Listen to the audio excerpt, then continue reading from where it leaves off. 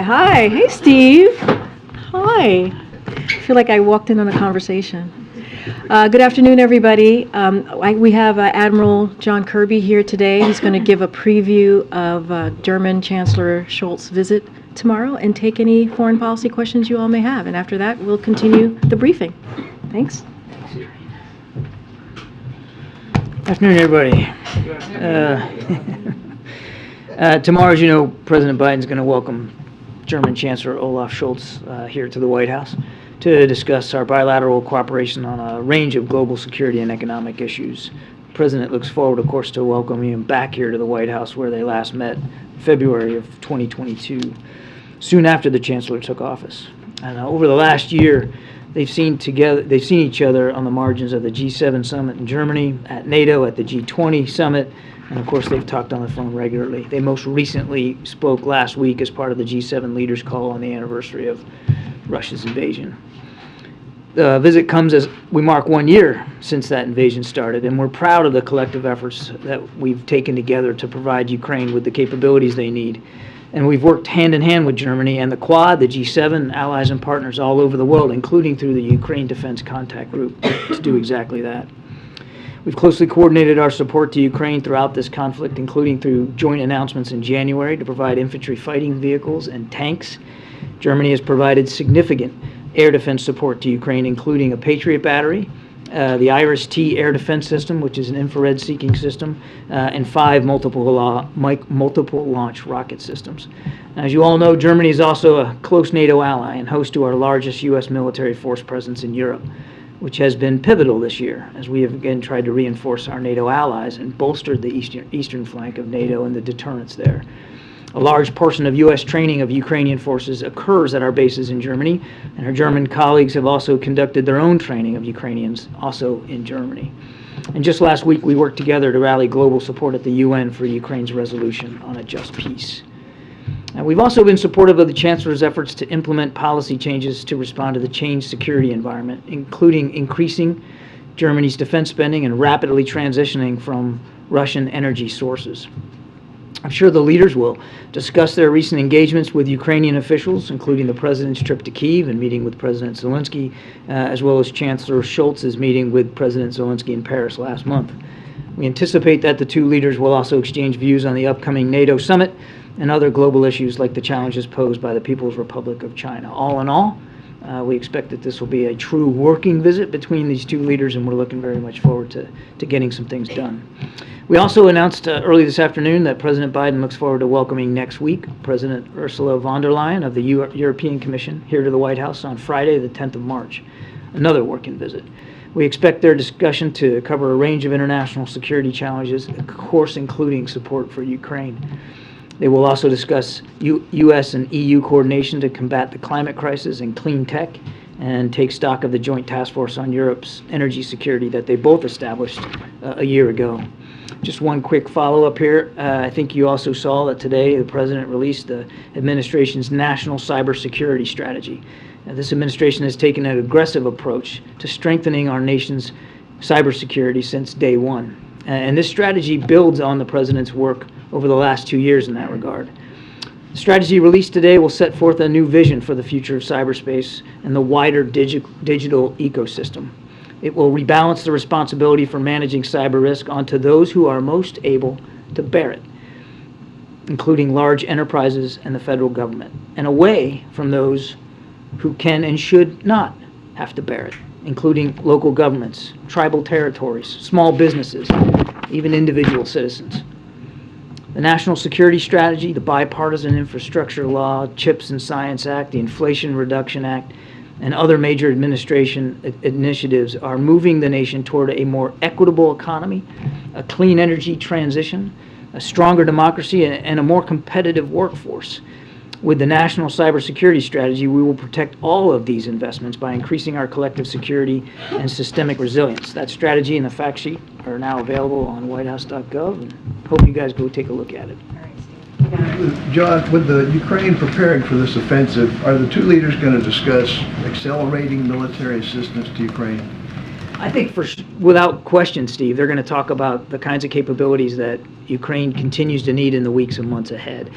You'll see us tomorrow just unilaterally, the U.S. will have another round of assistance for Ukraine coming tomorrow, and it will include mostly ammunitions and munitions that the Ukrainians will need for the systems that they already have, like the HIMARS and the artillery. So I can't predict a specific outcome tomorrow. I wouldn't look for that, but certainly they will be discussing additional support for Ukraine going forward. We know that... Do you have a number for tomorrow's announcement? We'll just stay tuned, and we'll have more detail on that later. Yeah.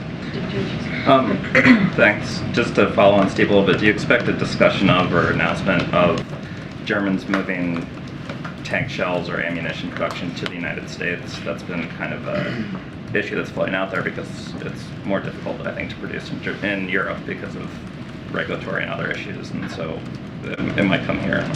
We'll have a full readout of the meeting after it's over. Again, clearly they're going to talk about Ukraine and how we can all work together to help support them as quickly as we possibly can, with as much as we can, but I don't have anything specific on that proposal. Go ahead, Nadia. Thank you. Thanks, Karine. Hi, John. Iran is reported to be enriching uranium up to 84% of working grade level. What is your response to that? If there's any consequences for them, and how does it complicate any chances of going back to the JCPOA? And I have another question. I'm not in a position to confirm those reports. Clearly, one of the reasons why, when this administration took office, we wanted to get back in the Iran deal was because without the Iran deal in place, Iran was free to continue enrichment and free to further decrease the breakout time to weeks and months from what had been more than a couple years. And that's why we wanted to get back in the Iran deal. The Iran deal right now is still not a focus of the agenda. As Iran continues to supply military equipment and capabilities to Russia so that they can continue to kill Ukrainians, as they continue to crack down on protesters in their own country, and as they continue to support terrorists throughout the Middle East and Levant. So it's just not a focus for the administration right now. After the Israeli settlers attacked the village of Hawara in the West Bank next to Nablus, the Israeli finance minister has called for the wipe out of this village. Is this a language that's acceptable from one of your closest allies? No, it's not. And we've already talked about that. We've spoken to that. That's not acceptable language. And we continue, as always, to urge both sides to take no steps, and certainly not to participate in rhetoric that are only going to escalate the tensions. On the Blinken-Lavrov meeting, this was obviously the first time that they've spoken face-to-face since Russia invaded. Why did the U.S. feel now was the right time to have this conversation? And also, the Russians say that it was at Blinken's request. Is that correct? It was a pull-aside. They were in the same room at the G20 in New Delhi, and Secretary Blinken took the opportunity available to him to make three key points. One, we don't want Russia to suspend their participation in New START because that treaty makes both our countries safer. Two, we want Paul Whelan back. We got a proposal on the table. They ought to take it. And three, we're going to continue to support Ukraine. China, though, was not on that list. Is there a reason why it didn't? It was a 10-minute pull-aside. It wasn't a pre-scheduled long bilat kind of a meeting. I mean, it was an opportunity that Secretary Blinken took advantage of. To follow up on a couple other topics in that neighborhood, any evidence that China has made any further decisions or actions either way, whether to provide lethal aid to Russia? We've seen no indication that they've made that decision. They haven't taken it off the table, Peter, but we haven't seen any indication. Remains as it was then. Let me ask that if I can. The president said to us a couple of weeks ago when he was speaking about the aerial objects there that he expected to speak soon, was his language, with President Xi. Is there any update on that? Any formal outreach? When would that take place? No formal outreach that I'm aware of, Peter, and no call on the schedule. Okay, then just one last one to punctuate. Several months ago, the president promised Saudi Arabia would suffer, quote, consequences. That was his language after the Saudi-led OPEC unexpectedly announced it would cut production. Is it fair to say now, this many months later, that that's not going to happen? I addressed this the other day when I was at the podium here with Karine a few days ago. We talked about this. First of all, there already had been consequences because, as you know, Congress took action to limit arms sales to Saudi Arabia. But we noted on Monday, whenever it was that I talked to you about last, that they had visited Kyiv. They agreed to contribute $400 million of energy infrastructure support to Kyiv, to Ukraine. We found that a welcome development. We're focused on the future now. Yeah, Patsy. Thanks, Karine.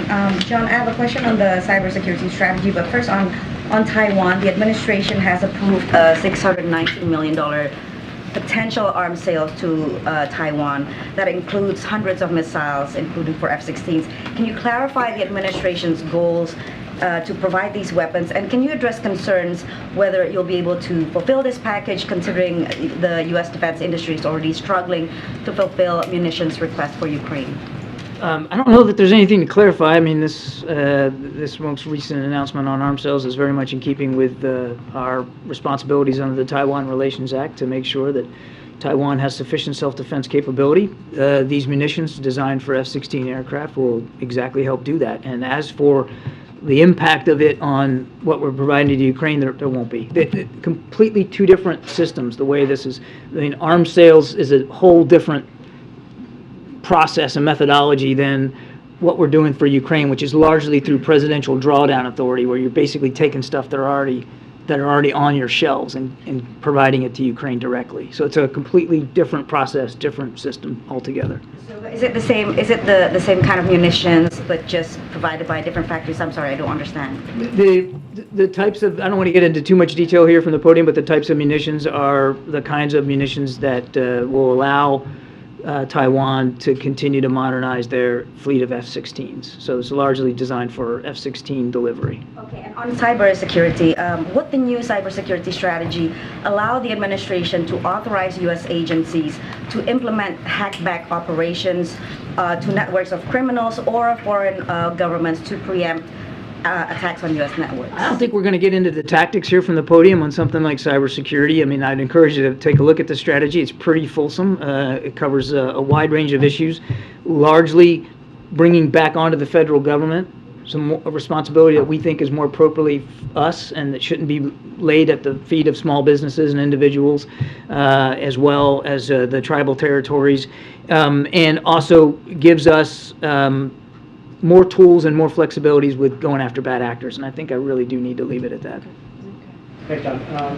Following up on the Lincoln Lavrov meeting, is there any discussion or consideration of what it would take for a conversation between the president and President Putin? Is that off the table? The president already spoke to this several months ago, I think, when President Zelensky was here. He said if Mr. Putin were to be sincere and dedicated to actually sitting down and talking about peace, the president would consider talking to him, but there's been no change to that. And then back on Ukraine, the Russian government in the last 24, 48 hours has been publishing reports about alleged Ukrainian saboteurs in its territory and fighting with them. Is there any U.S. government assessment of that, the veracity of those claims? Seen the reports, can't confirm them.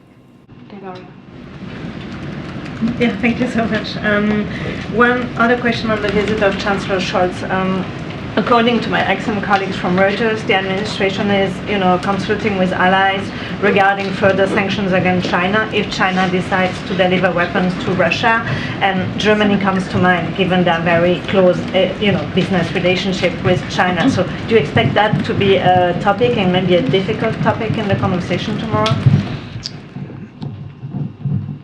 I certainly would expect, in the context of talking about what's going on in Ukraine, that the issue of third-party support to Russia could come up. They have reached out, as you know, to Iran. They've reached out to North Korea. But I don't want to get ahead of where we are here. We haven't seen the Chinese make this decision. We don't think they've taken it off the table, but we haven't seen them make a decision to go forward. We've communicated privately, certainly publicly, our concerns about that. We believe it would. It's not in China's best interest to move forward in that regard, and they should see it the same way. I just don't think it's helpful right now to hypothesize about what consequences might result. Secretary Blinken has talked about the fact that there would be ramifications, and I think that's probably better if we just leave it at that. Raquel in the back. Thank you so much, Karine. Hi, John. So President Zelensky just spoke with Lula now, and he just tweeted that they discussed diplomatic efforts to bring peace to Ukraine, and he invited Lula to come and visit Ukraine.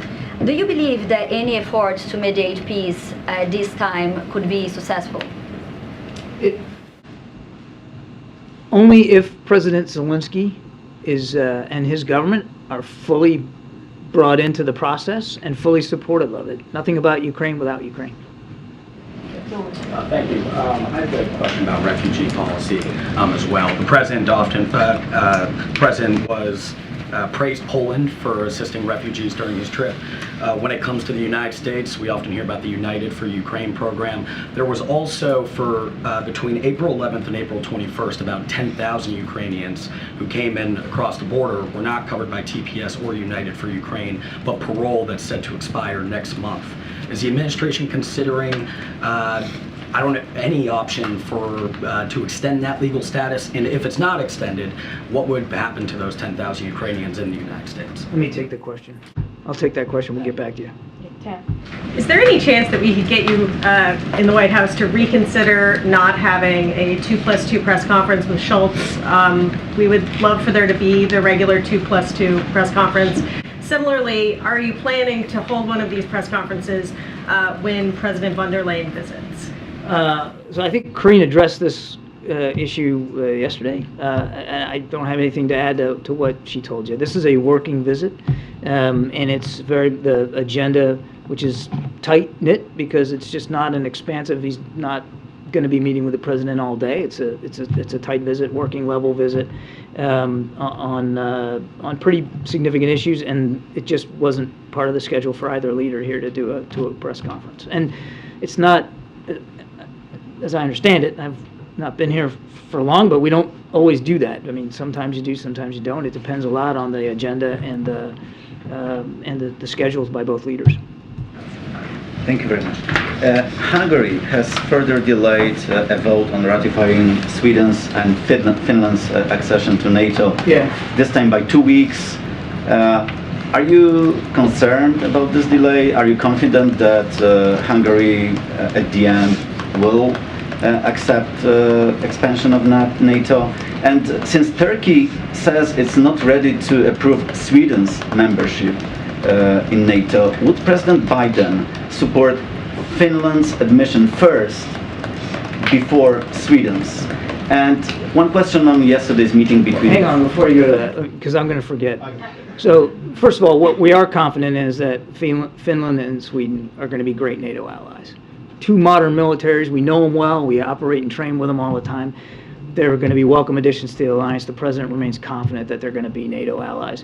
Now, we're also encouraged by the fact that there are still discussions going on between Turkey, Finland, and Sweden, as well as with Hungary. We'll let those nations speak to the specifics of their concerns and the process, but the president's confident that these two countries deserve to be in NATO and will be in NATO. And as for your second question on the choreography, what matters to us is that both nations become NATO allies. The Texas two-step that goes into doing that, that's not our main concern. The second question, I'm not sure if it's to you or to Karine. The First Lady, Jill Biden, met with Poland's First Lady, Agata Kornhauser-Duda, yesterday at the White House. Could you give some details about the meeting? How did it happen? No, it was a terrific opportunity for the First Lady to meet with the First Lady of Poland and to be able to thank her personally for all the support that Poland has given to our men and women in uniform who are operating out of Poland right now, as well as the just incredible humanitarian work that Poland has done for Ukrainian citizens. I think we've talked about this, but essentially, they have all the rights of Polish citizens. Their kids can go to school, they can get jobs, they can qualify for health care, and they're living in homes. Polish homes, families are taking them in. We're talking about more than 1.5 million refugees. That's the kind of generosity that the Polish people are demonstrating, and it was really important to the First Lady to be able to thank the First Lady of Poland directly on that. Thanks, John. So, a bill requiring the DNI to declassify the COVID origins intel passed the Senate. If it passes the House too, would President Biden sign it? I won't get ahead of the president's decision-making, Peter, but look, a couple of things to keep in mind. Right after taking office, the president declassified and made public the DNI's initial findings here about the source of COVID. So he already very swiftly and unilaterally put information out there. That's one. Two, The intelligence community continues to assess the origins of COVID. I know I've seen press reporting about some preliminary findings of a classified nature, but there's still no consensus.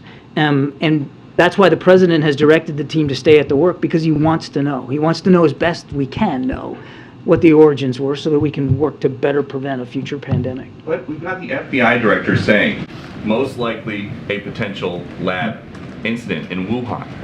If a foreign country came to the United States and killed 1.1 million Americans with guns, would the president just let that slide? Nobody's letting anything slide. That's why the president wants the intelligence community to work so hard hopefully to get some answers that we can rely on. Right now, there's just no consensus.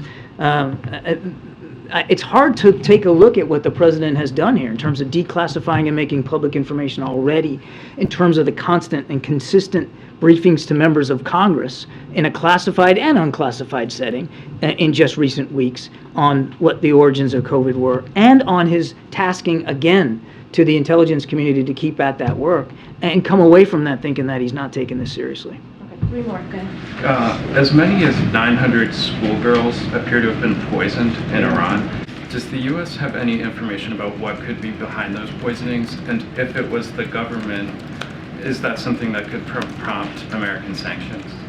It's deeply concerning news coming out of Iran.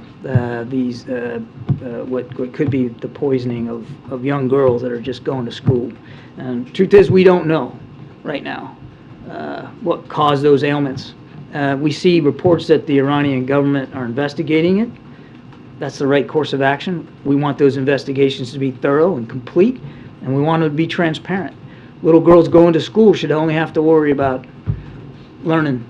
They shouldn't have to worry about their own physical safety, but we just don't know enough right now. Would the U.S. take that investigation at face value, or would you try and conduct your own? Let's see what the results are here first before we make some kind of snap judgment. We don't really know what's going on with respect to these hundreds of schoolgirls, I think where the president is, we need to know. The world needs to know. Certainly, the families of those little girls need to know. So let's see where it goes before we make some snap judgments. But obviously, very deeply concerning reports.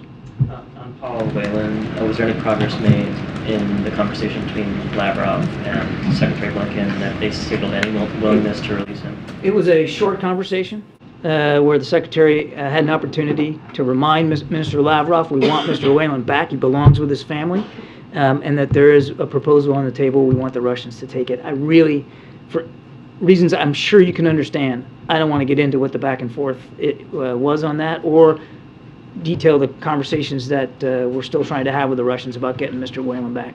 Just briefly on Ukraine aid, should we expect anything on that in the budget next week, or will that just be top lines on defense? I'm not going to get ahead of the president's budget announcement. Thank you, John. China and Belarus conducted high-level talks yesterday and expanded their defense partnership. Is the White House concerned that China may channel weapons to Russia via Belarus? Again, we have not seen the Chinese make a decision with respect to providing lethal weaponry. We don't believe they've taken it off the table, but we don't believe they've made a decision to do that. So I really don't think it's helpful to get ahead of where we are here in this process. We've communicated that the Chinese are concerned about this. It's really not in their best interest, and they should believe the same thing. So let's just not get ahead of where we are. Thank you very much. Thank you, Karine. Thank you, John. I have two questions. What is the President Biden's reactions about North Korea's recently Hwasong-15 ICBM launching and large rocket launchers? Do you have any comment on that? We have reacted in real time to each and every one, Janie. I think you know that. And in response to the most recent ones, we conducted some exercises with our OK allies. We're continuing to stay vigilant on and around the peninsula. And of course, we've publicly condemned these launches, as had our UN colleagues. And Ukraine requested arms aid from South Korea. Does the United States want South Korea to provide weapons other than ammunition to Ukraine? We want all nations to support Ukraine to the best that they can. And we don't want any nation to help Russia kill more Ukrainians. But it's a sovereign decision. Each nation has to. I'm sorry. No, it's okay. I'm waiting. I'm like. No. You got it. Now you made. I forgot my train of thought. These are sovereign decisions, and we want every nation to act in accordance with what they believe they can handle from their own national security perspective. The South Koreans have already been very helpful. They've been attending these Ukraine conduct defense groups, and we appreciate that, and we're very grateful for that. The rhythm, but I haven't got much rhythm today. John, given what you were saying earlier, that the administration doesn't think China's taken off the table sending weapons to Russia, but you haven't seen any movement towards doing that, how serious then do you think China is about sending weapons to Russia? Difficult to know, Carol. We actually don't know the answer to that question. Certainly, we were concerned enough to bring it up privately with our Chinese counterparts and publicly with all of you, and the vice president speaking to it in Munich. We took that seriously, but what their next step is and what's going to affect that, really, that's a question only they can answer. The president's strong belief, and he said this himself, is that this is not a move that would be in the best interest of the Chinese and their standing in the international community, which we know, they highly prize. More critically, we don't believe that they should see it as being in their best interest. But it sounds like, from what you're saying, that you don't want to lean into the idea of threatening sanctions. Is that because you don't think that they will ultimately move in that direction? I'm just trying to get a sense of why seems to be a little bit of a hesitancy to talk in detail about how the U.S. could sanction China. Secretary Blinken has been clear that there will be consequences, and he mentioned that sanctions could be one of those consequences. So, I mean, we've laid out that that there are tools available to not only the United States but to our allies and partners should China move in that direction. But ultimately, it's their choice to make, and we really strongly urge them to make the right choice here. Okay. Thanks, everybody. Thanks, Admiral. Thank you, Ms. Green. Thank you. Okay, I have one thing at the top, and then we'll get going. I just wanted to follow up on yesterday's good news from Eli Lilly, heeding the president's call for companies to lower their prices and cap their insulin costs at $35. Data today shows that Americans in all 50 states, especially in communities of color, will benefit from the president's cost-cutting actions. Through the Inflation Reduction Act, close to 4 million seniors on Medicare with diabetes are protected. Seniors started to see their insulin costs capped at $35 per month this past January, saving some seniors hundreds of dollars for a monthly supply this past January. Combined with Eli Lilly's announcement, which is the largest insulin manufacturer, we're making serious progress to cut insulin costs for approximately 26 million Americans living with diabetes. The data today shows that these cost-living measures will also disproportionately impact communities of color, as Black, Hispanic, and American Indian, Alaska Native adults have higher rates of diabetes in the United States than white Americans. And of course, this also builds on the tireless work the president has done to lower healthcare costs for Americans, and call that was heeded in North Carolina, where they announced an agreement to expand Medicaid today. The president has been calling for all remaining states to expand Medicaid programs, and today North Carolina became the 40th state to answer that call. Expanding Medicaid improves quality of life for Americans, and we thank Governor Cooper and bipartisan work in North Carolina legislature to expand access to quality health care. We are excited to see the state move quickly to get 500,000 North Carolinians covered, which is incredibly important. Zeke, before I go to you, I forgot to tell Peter to welcome back and congratulations on being a dad. And how's baby Karine doing? I had like this delayed reaction. I do have a lot of hard questions for her when I get home. Oh. Are they hard, or are they seriously hard, or? You tell me. I don't want to say the next word that I want to say to that. Okay. Thank you. Zeke, the floor is yours. Thanks, Karine. Welcome back, Peter. The President just tweeted a couple, maybe 2 minutes ago regarding the D.C. home rule, saying he would sign the resolutions that should be passed the Senate to overturn the changes to D.C.'s criminal code. The President's spoken a bit about his support for D.C. state in the past, but why does he believe that he should step in where the residents of D.C.'s elected representatives pass these changes? Why does he believe that he should substitute his wisdom and judgment for theirs? So look, I mean, just to double down and triple down on what the president has said for decades, which is that he believes every city should have the right to self-government. That is still is the same case. That hasn't changed anything. He has long believed that D.C. statehood should be something that the residents of D.C. should be allowed. Again, that hasn't changed. But this is different. The way that we see this is it's very different. This is the D.C. Council put changes forward over the mayor's objections, and the president doesn't support changes like lowering penalties for carjacking. So this piece is different, but again, it doesn't change the administration strongly supporting H.R. 51, which would have made D.C. the 51st state. That is something that he still very much supports, and we're going to continue to call on Congress to provide a swift and orderly transition to statehood for the people who live here in D.C. I was hoping you could explain a little bit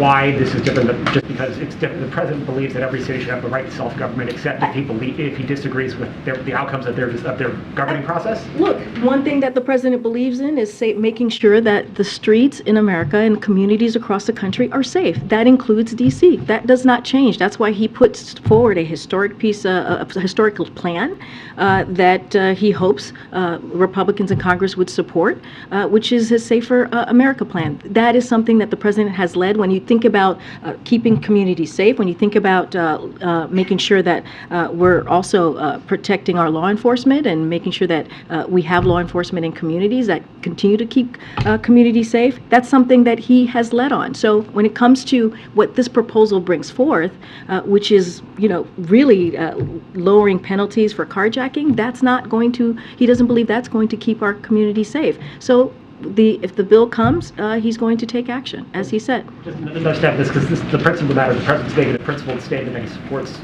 the city's self-governing. I think those two things. Trying to overturn their Those two things could exist at the same time, right? We've heard that throughout our lives, right? When we hear things that we may not agree with, that they both could exist at the same time. Which is, the president still thinks that D.C. should become the 51st state. That is something that he has supported for decades, not just these last couple of years.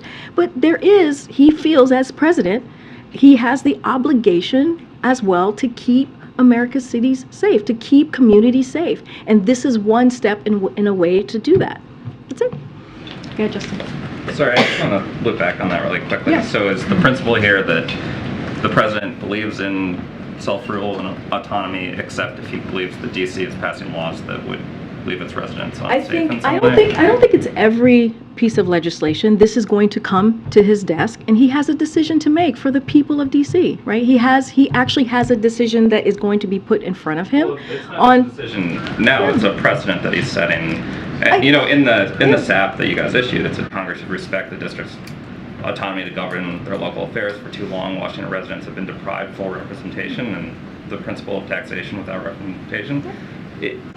There is obviously a sort of immediate question about whether these changes done by the DC Council are smart or good policy, but there's also a principle about when the president would intervene to overrule the elected representatives. I get the question, Justin, I really do. And what I'm saying to you is that the president supports DC statehood. That has not changed. That is something that he has supported for the past 2 decades or more. Certainly, he was very clear about that during the campaign. We've been very clear about that the last 2 years. The president is this piece of legislation is being put forward to him that's going to become law, clearly, right, once he signs it. And it's a decision that he gets to make, right, to protect communities across the country. And this is a way that he believes that he can do that. he believes by signing this into law that it will protect communities. And so that matters. That matters. You all were asking me. More than the self-government. No, I'm saying both things can exist at the same time. I'm not sure that they can. Okay, If I'm being honest, either you can make decisions for yourself, or I will make decisions for you. But that I believe in your best interests. the decision that he is making, he's making it for the people of DC, right? By making sure. Yeah, but no, I understand that. But this is being presented to him, right? This is being presented to him on signing this into law. And if you look at what is being presented to him, the mayor actually disagreed with what the DC Council put forward. And so now this is an opportunity to protect the community. That's the way the president sees this, to protect the community. Okay, I wanted to ask about the Willow Project.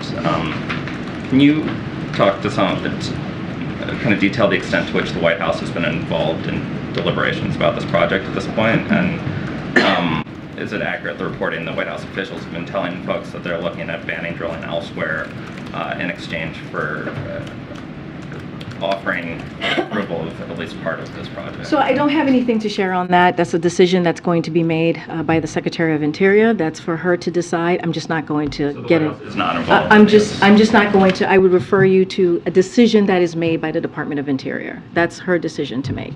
Okay. Could you tell us a little bit more about what the president talked about at the lunch? Did they talk about the debt ceiling? They come up with any legislation they want to get done this year?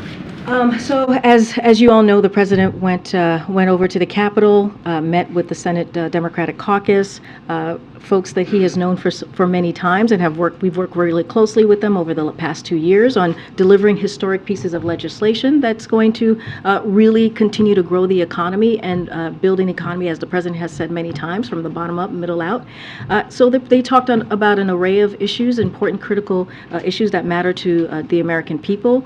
Debt ceiling, as you know, is always something that's at the forefront, especially as what we're seeing House Republicans are trying to hold our economy hostage. And we've been very clear, we're not going to negotiate on the debt ceiling because this is something that is a constitutional duty that Congress has, and they need to move forward and lift the debt ceiling. That is something that is not negotiable, and we've been very clear about that. The president next week is going to put forward his budget on March 9th. He's going to lay out how he sees his responsibility to be fiscally responsible, if you will, and we'll see that from the president. Now, the president has also said if there is a real conversation that congressional members want to have about how we continue to lower the deficit, that's something that he's willing to do, which he has actually done over the past 2 years, $1.7 trillion. You heard him say during the State of the Union that his plan is going to lower the deficit by another $2 trillion. So I'll leave it there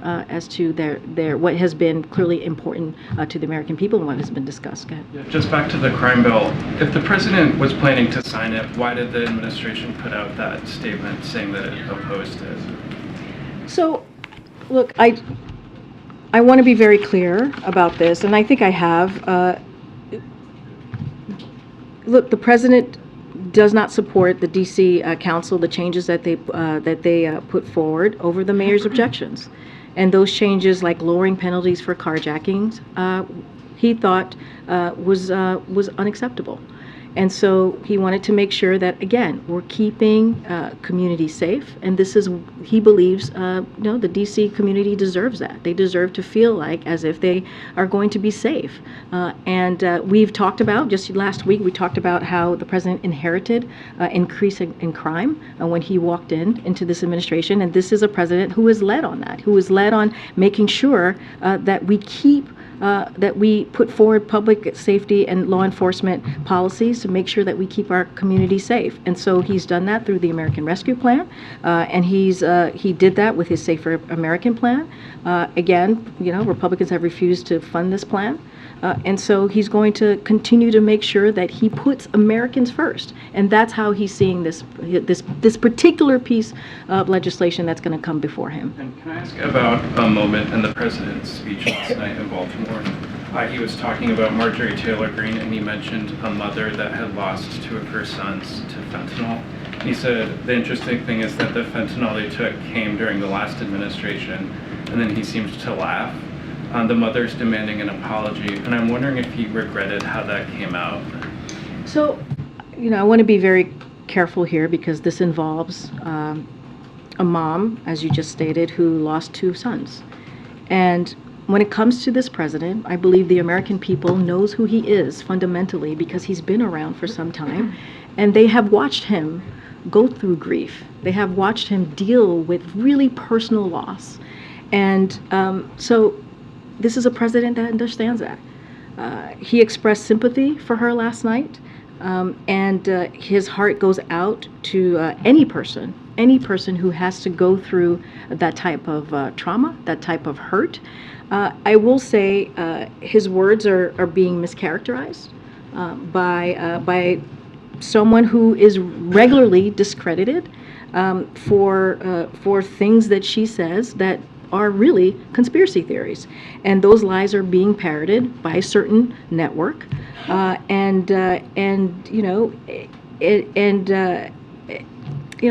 just leave it there. I'll say one more thing, is that conservative parents on fentanyl victims have been very clear. They have blasted the Congresswoman for these dishonest kinds of statements and kinds of attacks. But again, our hearts go out to anyone who loses a person that they love. And this is something that you've heard from this president over and over again when that has occurred and has been presented to him.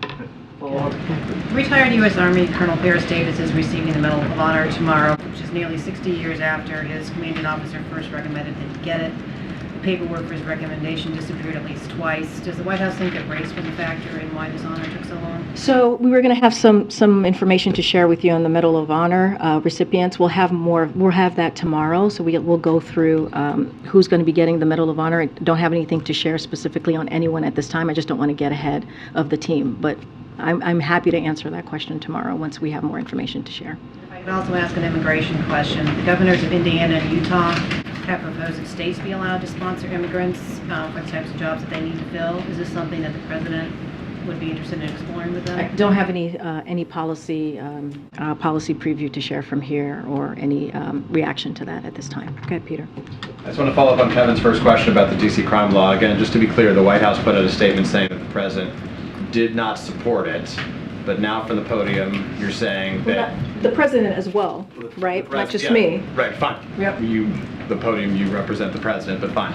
To be clear, no, but you heard directly from the president. Just want to make sure that that is clear. Even better, makes it even better. Right? So that's why what I'm saying. It makes it even better. You heard it directly from the president. I'll ask you cleanly, why would the White House say he does not support it, and then he would say he is not vetoing it, instead he is signing it? Which is to say, why should Americans believe the White House when it says it doesn't support something if the president's going to sign it, no less? I understand the question, Peter. I'm just telling you, at this moment, where we are currently with this piece of legislation that is going to be coming, that's coming from the Senate, that's going to be coming to the president's desk, he will sign it.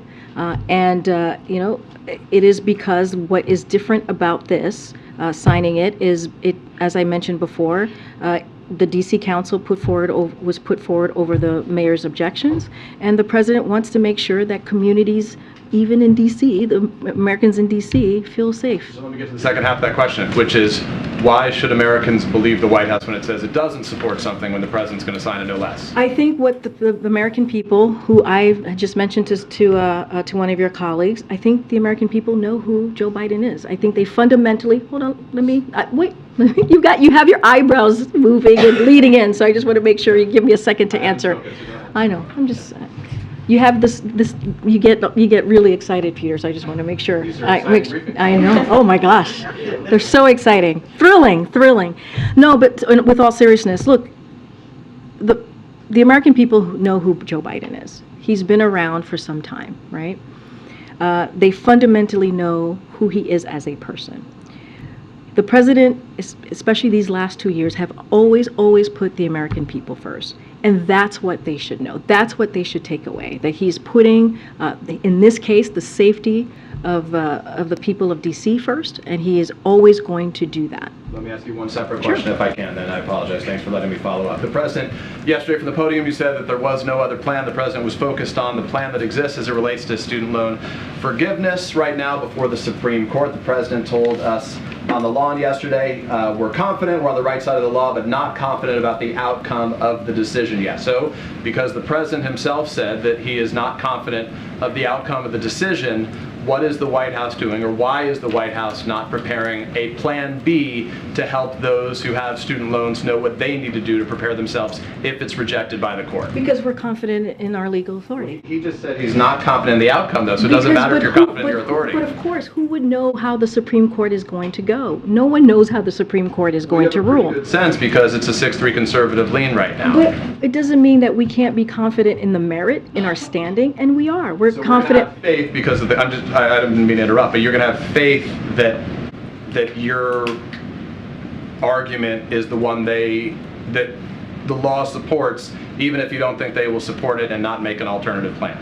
What I'm saying is, and that the president does not know how the Supreme Court will rule. That's of course. We never know in any case how the Supreme Court is going to rule.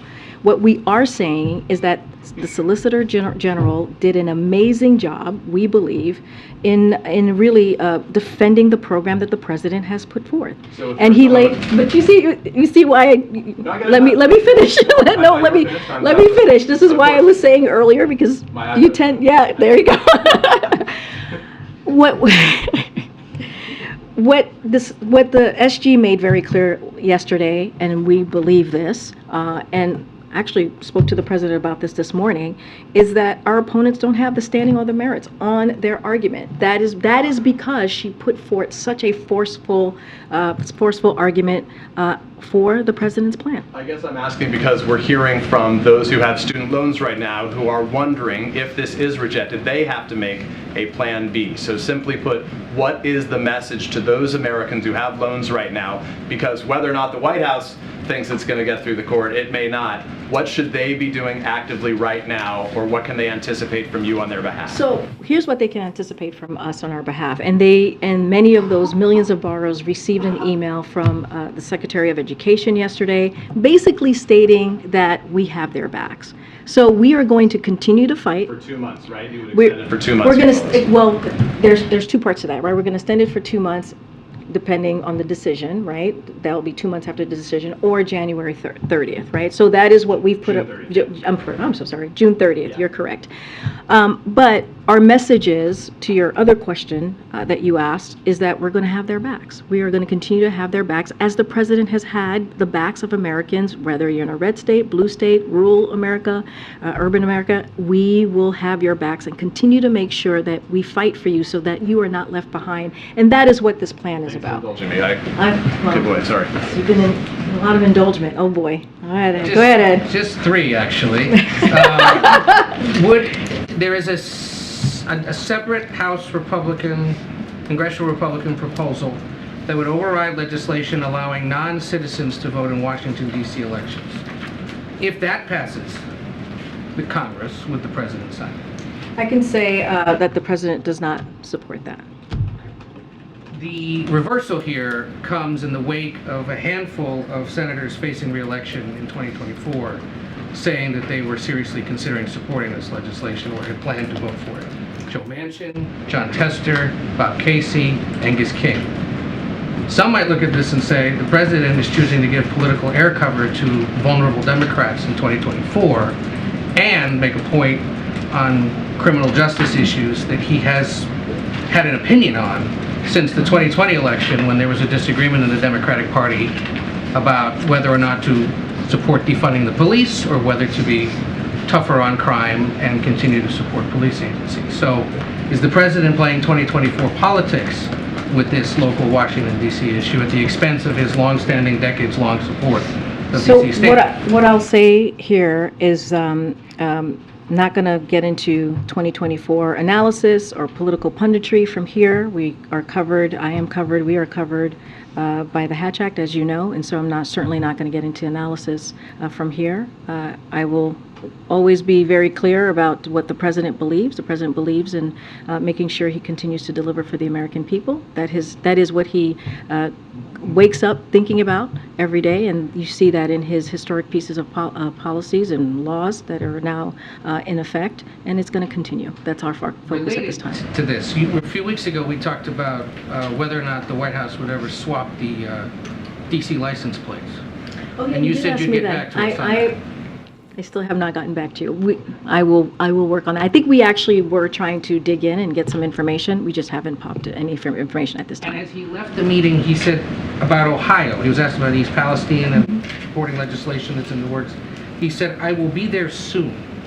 Is there a plan for him to go? I don't have any trips to preview for you at this time. The president also, if I'm remembering correctly, moments ago, he also talked about how essentially this has been a priority. He's talked to governors, the governor of Pennsylvania, governor of Ohio, the senators at multiple times throughout these past couple of weeks. As you know, when the derailment happened on February 3rd, hours later, within hours, we had folks on the ground from the EPA.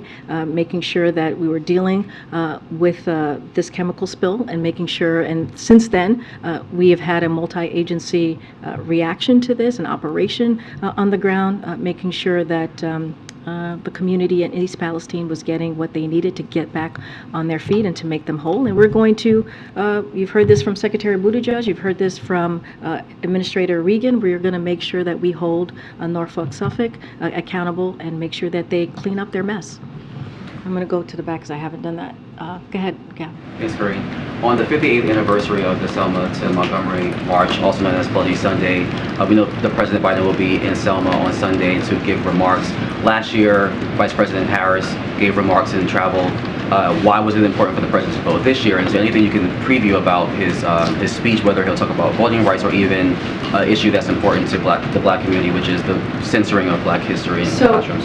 I'll have more to preview about Sunday, hopefully tomorrow. So we'll work on that to make sure that we have something for all of you to preview.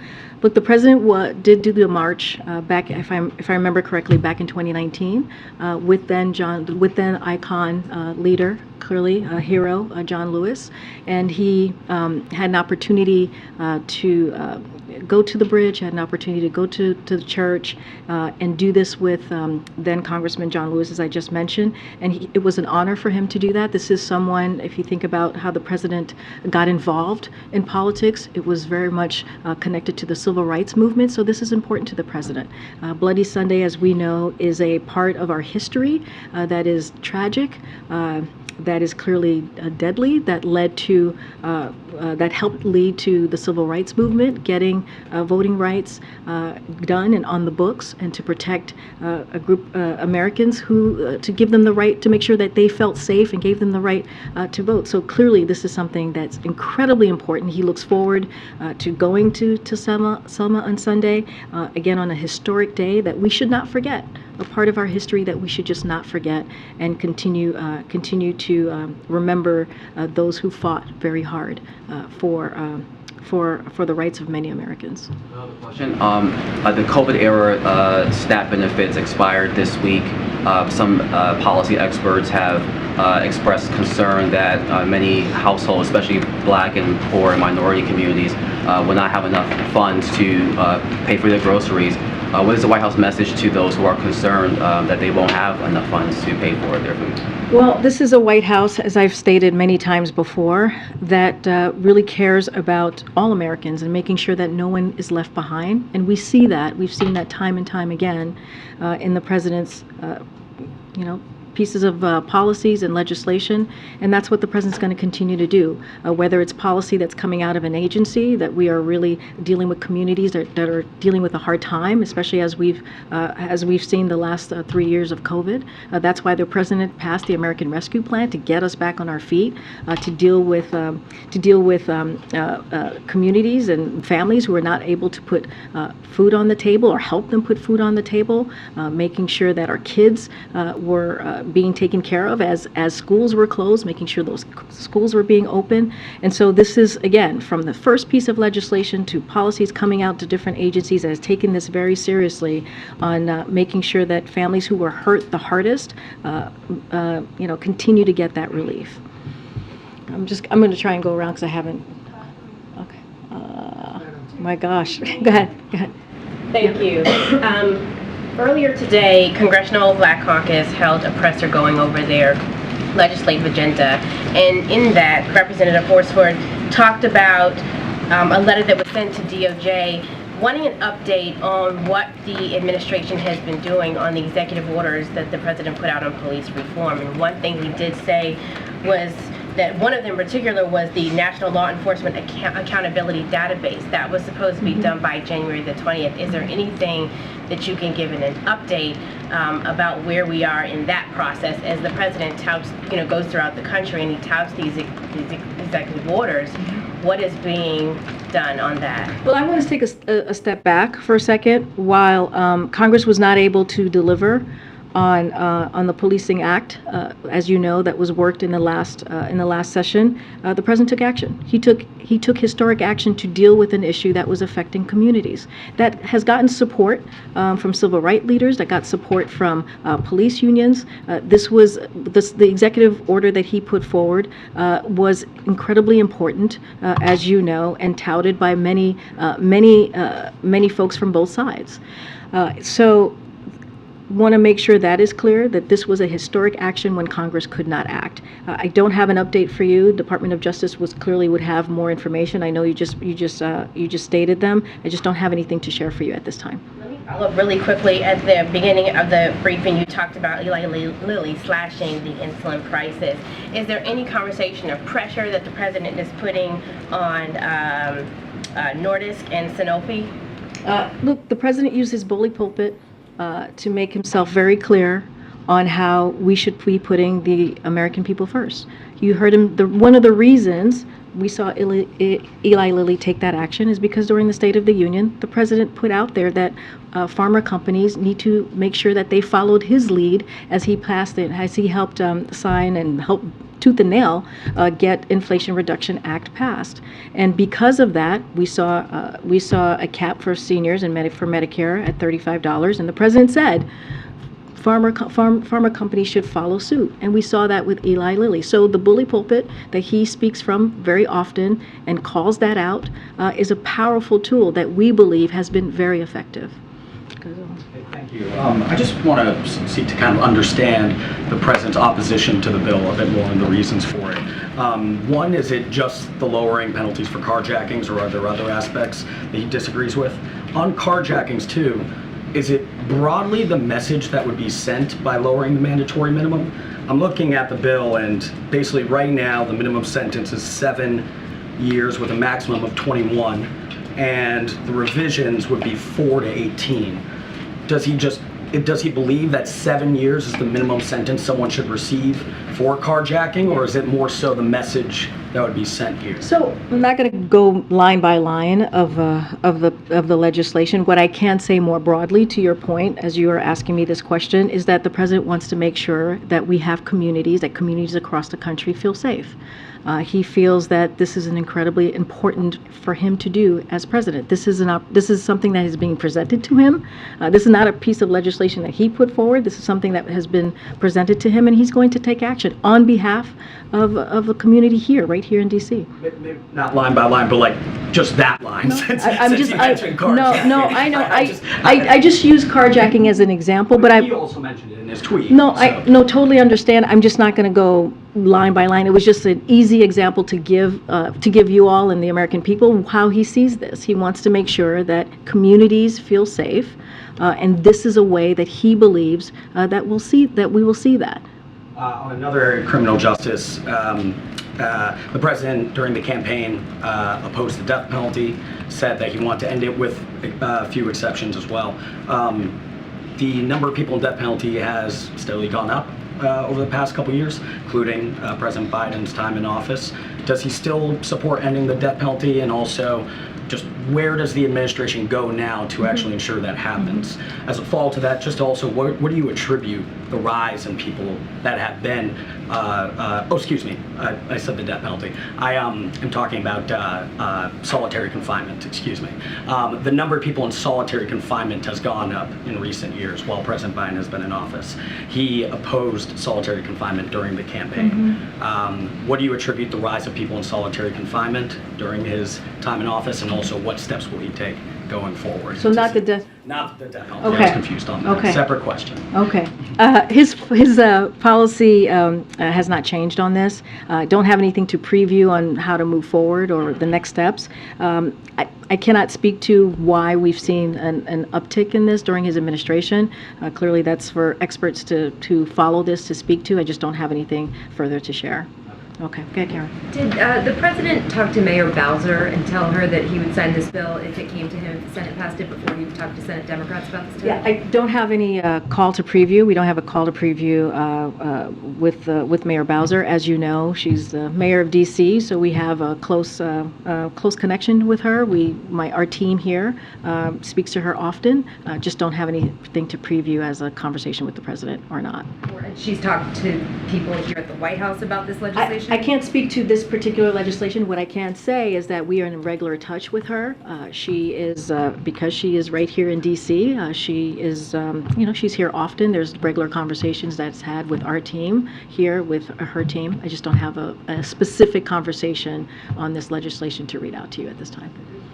Okay. So going back to Zolan's question, first question, if you're not going line by line, I guess my question is, what is it about this legislation specifically that is the president opposing, other than the broad concept of I mean, that's the answer. The broad. What about it does he feel like makes DC unsafe? No, I understand. The broad concept of it is that he wants to make sure that communities feel safe, and he feels this is a step forward in doing that. And so, look, I use the carjacking as an example, just as a quick example so people can understand. I'm not going to go line by line. That's not something that we tend to do here, go line by line on every piece of legislation. We tend to lift up things that make sense, things that that can be easily understandable for the American people. So that's just an example that I used. But more broadly, this is a president who has led on making sure, putting forward historic plans to make sure that there's public safety is a priority, to make sure that law enforcement are able to, that we have law enforcement that go into communities and make sure communities feel safe. If you think about it, this is a president when he was senator, started the COPS program, right? That is another kind of apparatus that he put forward to make sure that communities felt safe. And that's what he's going to continue to do. Is there something besides carjackings that make people feel unsafe about this specific piece of legislation? What I can tell you is this is a piece of legislation that the mayor objected to. The D.C. Council moved forward on, but the president feels very strongly on this. He feels that we need to make sure that all communities, including D.C., the folks who live in D.C., feel safe, and he feels that taking this action does exactly that. So the other thing I wanted to ask about was conceptually about statehood. There are all kinds of instances where legislatures override a governor's veto. They're at odds, but a law passes, and presumably the president doesn't feel like that imperils their statehood. Mm-hmm. What is it in this instance that I'm still sort of struggling how he can support statehood for DC and their right to be able to pass these kinds of laws, even if he disagrees with it, but that in this instance he's deciding not to allow them that opportunity. Because this is just different. This is different, again, because the DC Council put these changes forward over the mayor's objections. And so this is just a uniquely different situation that the president has been presented with and is going to take action on. If they had statehood, then the council could pass this and that would be great. And that would be fine, right? Because the statehood would allow them to be the 51st state, and it would allow them to act as their own entity. And the president is continuing to fight for that. He's been calling for that for the past 20 years. They don't have that yet. So this is a piece of legislation that's being presented to him, and he's going to take action on behalf of the American people, including in D.C., on behalf of keeping the public safe, including in D.C., and that's what you're seeing the president do. But doesn't mean he's not going to call on making sure that D.C. is indeed a statehood. So this has been presented to him. He's going to take action on behalf of the American people. But of course, he wants to make sure that D.C. does have statehood, as he's been calling for decades. Go ahead. Thanks, Karine. I know you say you don't want to get ahead of the president's budget release next week, but does the president believe that there is reckless spending in the federal government that needs to be addressed? So let me first say that this is a president for the first 2 years who has put policies forth that has lowered the deficit by $1.7 trillion. So he's taken that very seriously to make sure that we continue to do that work. And he talked about it during the State of the Union. I just mentioned it, that he's going to cut the deficit by more than $2 trillion over 10 years by asking the wealthy and the big corporations to pay their fair share. And he's going to do that without cutting programs Americans have paid into. If you think about Social Security, think about Medicare, something that Republicans continue to say or have said for years now they want to cut. So the president's going to continue to fight for those important pieces of important programs. And so what the president is also going to focus on is continuing to lower costs for families. That's what he's going to do. I'm not going to get ahead of his budget. It's going to come out a week from today, and you all will get to see it. We're going to continue to ask Republicans to do the same, to put forth a budget that's fiscally responsible and that lays out for the American people a transparent budget so we can see what is it that they're calling on, what is it that they're calling for in their budget. Real quick, some fact checkers believe that 1.7 trillion was because the COVID relief funds ran out. Does the White House have a response to that? What we know and what we have seen from the data is because of this president, because of the plans that he has put forward, $1.7 trillion. That's what we've seen in the last 2 years. That's how the deficit has decreased, and that's important. Again, the president is committed for the next 10 years to bring down the deficit by $2 trillion, and so that is the commitment that this president's going to have. On student loan forgiveness, you mentioned to Peter that your message to borrowers right now would be that you have their back. But if you're one of 40 million Americans whose now financial fate is up in the air, essentially, don't they deserve to know if having their back means that there's an actual backup plan in the works? Or if it's simply that you feel that the way that you've gone about this now is your best shot at this, do they deserve to know that too? What I can tell you is, yes, we have their backs. That's why the secretary, on the same day of the arguments, made sure that we sent out an email to millions of borrowers to let them know that. We will have their backs and the president will continue to do so. We are, again, confident in our legal authority, as the president said yesterday, as I said yesterday as well, as I'm saying to all of you, in our legal argument here. We think the SG, she did a fantastic job defending the president's program, the president's plan. And so, again, we're going to see how this plays out. We're certainly not going to get ahead of the Supreme Court and what they decide. But again, we feel that the other side do not have the merit to really a merit to stand forth with their argument. They truly don't. And so we're going to continue to make a forceful defense for the president's program. It is unfortunate that folks on the other side, you have elected officials who do not want to protect or give a little bit of a breathing room to those 40 million Americans that will get that. Let's not forget, 90% of folks that's going to be able to participate in the president's plan are making less than $75,000. So it sounds like Plan B is Plan A, right? And so I guess to just be really practical about it, do borrowers need to be making other plans? That is not for me to speak to. What I can tell you what we're going to do. What we're going to do is we're going to continue to defend the president's plan. We believe we have the legal authority to be successful here. The Solicitor General proved that, showed that yesterday. That's what we believe. And our plan is a good plan. It's a very good plan that's going to give relief, again, to working families, to middle-class Americans. And so that's what we're going to continue to fight for. And not to beat a dead horse on the DC crime bill, but I think there just still is some confusion here because given the difference between the SAP that came out earlier last month and the announcement today, What led to this change of heart? Because it does seem there was a change of heart. Look, what I can tell you is what the president said himself, and just repeat that, which is he believes in every city has the right to self-government. That never changes. He's been saying that for some time. And if the Senate sends the bill, this particular bill, to his desk, he will sign it. And he said that today. I'm repeating it from the podium. And he believes, this is a way for him to keep the community safe in D.C. and the people of D.C. safe, the residents of D.C. Safe and protected. So that is why he's moving forward in this way. Changed in his mindset between February 6th and today. I'm just laying out where the president is today, as this is coming. This is going to be coming before him, and he's going to sign it. All right. Thanks, everybody.